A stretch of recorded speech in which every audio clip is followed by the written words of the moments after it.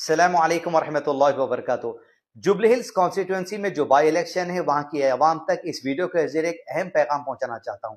आज 23 अक्टूबर 2025 को केटीआर ने बीआरएस पार्टी में एक ऐसे आदमी को शामिल कर लिया और उनके गले में खंडवा डालकर मुसलमानों को ऐसी तकलीफ दी है जिन मुसलमानों ने करोड़ों रुपया मासूम फलस्तीनियों तक एड पहुंचाने के लिए इस आदमी को डोनेशन दिया था, चंदा दिया था। लेकिन इनकी नाअहली और इनकी गलतियों की वजह से वो पैसा फ्रीज कर दिया गया। लेकिन आज इस बात की हमें इत्तला मिली है, आप भी तहकीक कर लीजिए, वो 5 करोड़ रुपए जो फलस्तीनियों के नाम पर चंदा लिया था, ये आदमी जिस पर बीआरएस ने खंडवा डाला है, वो सारा का सारा पैसा डीफ्रीज हो चुका है। अब मैं मुतालिबा करता हूं कि आज जब पैसा डीफ्रीज हो चुका है और गाजा के बॉर्डर्स खुल चुके हैं एड पहुंचाने के लिए, क्या बीआरएस पार्टी के केटीआर जिस आदमी के कंधे पर खंडवा डाले हैं उससे ये कहेंगे कि जाओ पहले मुसलमानों के पैसे का एक एक रुपए का हक फलस्तीनियों तक अदा कर कराओ? क्या खंडवा डाल देने से उस आदमी से मैं सवाल कर रहा हूं, क्या तुम खंडवा डालकर 5 करोड़ रुपया, उससे ज्यादा करोड़ रुपया जो मासूम फलस्तीनियों के नाम पे लिए हैं, क्या वो जिम्मेदारी तुमसे खत्म हो गई?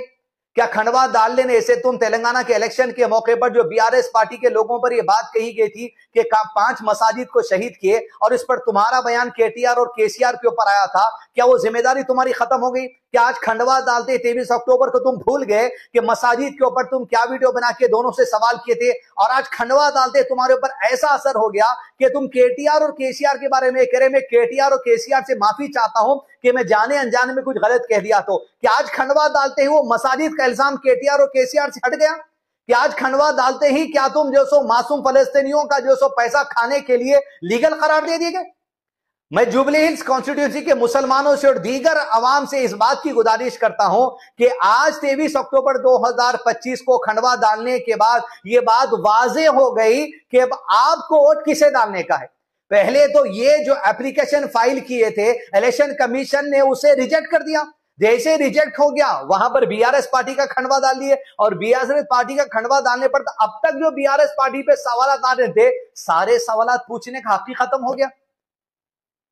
मैं बीआरएस पार्टी से भी सवाल करूंगा, जब आप वोट डालने मांगने के लिए जुबलीस के लोगों में जाएंगे और अवाम के घर पर जब दस्तक दी जाएगी, वोट मांगने ये आदमी आएगा और बीआरएस के लोग आएंगे, उनसे मुतालिबा करना क्या पहले आप ये आदमी को हमारे घर पर जो लेकर आए हैं वोट मांगने के लिए, इस आदमी के जो पैसे डोनेशन के डीफ्रीज हो चुके हैं, पहले हक अदा करके आओ मुसलमानों का, उसके बाद हमसे वोट मांगो।